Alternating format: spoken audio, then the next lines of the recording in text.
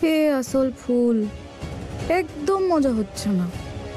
না তোর চিৎকার শুনতে পেলাম, আর না তোর কান্নার এক ফোঁটাও আওয়াজ। যাকগে, আমার আর কি বা যায় আসে বল। তাছাড়া এই কাঁচের ঘরটা দারুণ বানিয়েছি বল, তোকে কেউ দেখতে পাবে না, কিন্তু তুই এই ঘরের সর্বনাশ নিজের চোখেই দেখবি। আর সবার আগে তোর শোভন বাবুকে আমার প্রেমে হাবুডুবু খেতে দেখবি। শোন, এখন তোর জায়গায় আমি হব আসল ফুল।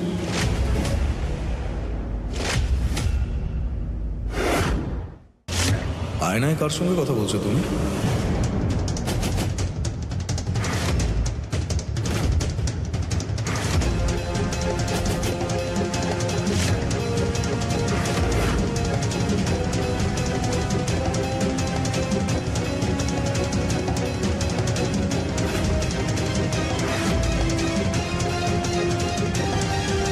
আর আসল মানেটা কি?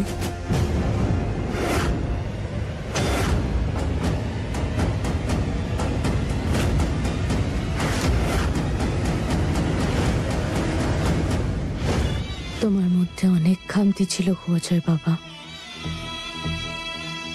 কিন্তু তুমি তো আমারই সন্তান ছিলে, তাই আমার বুদ্ধির কিছু অংশ তোমার তো পাওয়ারই ছিল।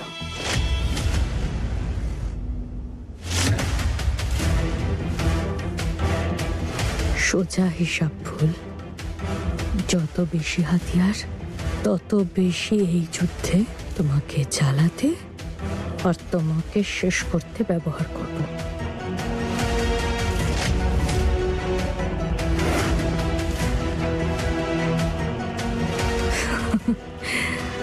তুমি তো এটা বুঝতেও পারছো না যে তোমাকে কষ্ট পেতে দেখে আমি কতটা শান্তি তৃপ্তি পাচ্ছি।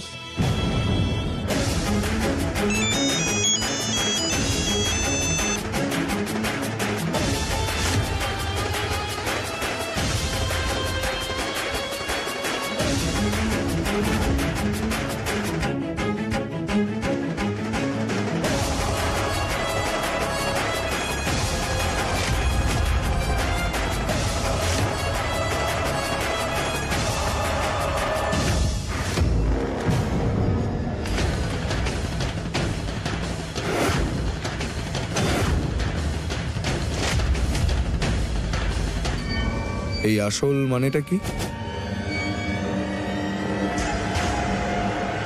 তুমি আমার ফুল তো? না,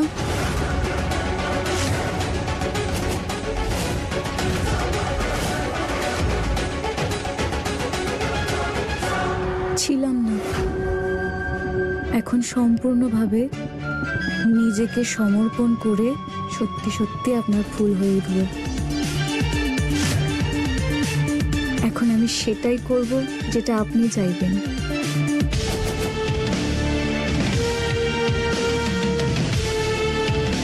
তুমি সব সময় আমার ফুল ছিলে, আছো আর থাকবে।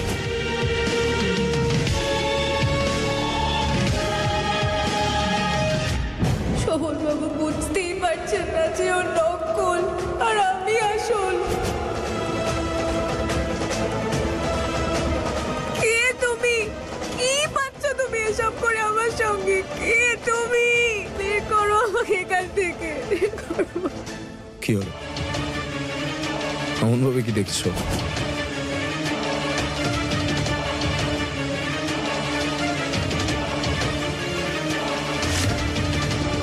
খুশি তাই যে এত কিছু হওয়ার পরেও আমাদের সম্পর্ক অটুট, আমরা আবার একসাথে।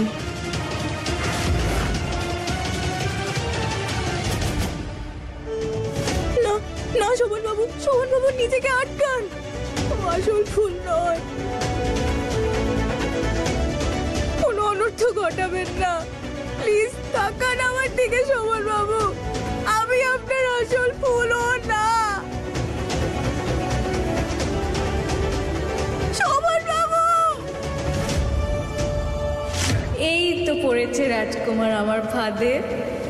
আমার চোখটাই যে এরকম যে বাইরে থেকে দেখলে নকলটাকে আসল বলে মনে হয়। আমার দিকে তাকাই শোভন বাবু, আমি আপনার আসল ফুল ও না। শোভন বাবু,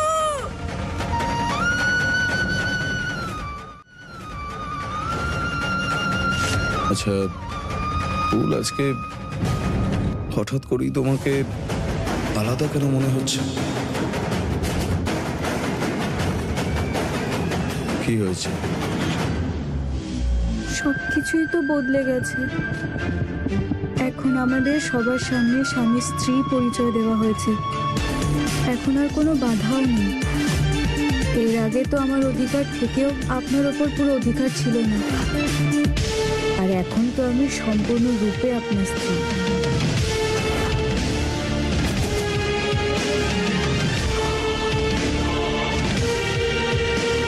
তা তো ঠিকই,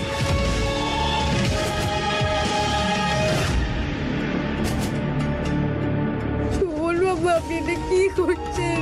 চিনুন আপনার ফুলকে। আমি এখানে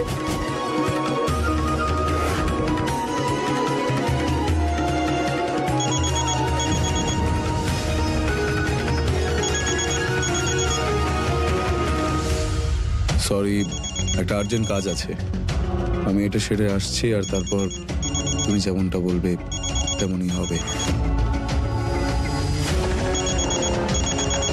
ম্যানেজার বাবু বলুন।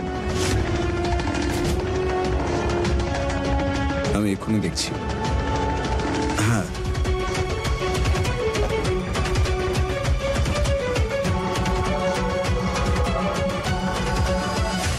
আমি কিভাবে বেরোবো এখান থেকে? এই কানাই আমার সাহায্য করো।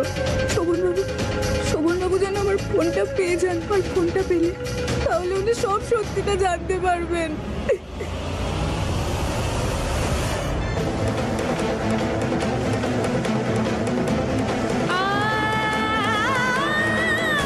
শোভনবাবু, আমার সন্দেহ ছিল যে কোনো এক বহুরূপে আমাকে ফাঁসানোর জন্য এদিক ওদিক ঘুরছে, কিন্তু আমার এখন বিশ্বাস হয়ে গেছে। আর হয়তো মন্দিরে আগুন ওই লাগিয়েছিল, ওই এসব করেছে, আর এখনো ঘরেও ঢুকে গেছে। আমি ওর সত্যি সবার সামনে নিয়ে আসবো, কিন্তু বাড়িতে এখন প্রচুর লোকজন, আমি কিচ্ছু করতে পারবো না। আমি এই রেকর্ডিংটা আপনাকে পাঠাচ্ছি, যখনই আপনি এটা পাবেন আপনি আমার কাছে চলে আসবেন।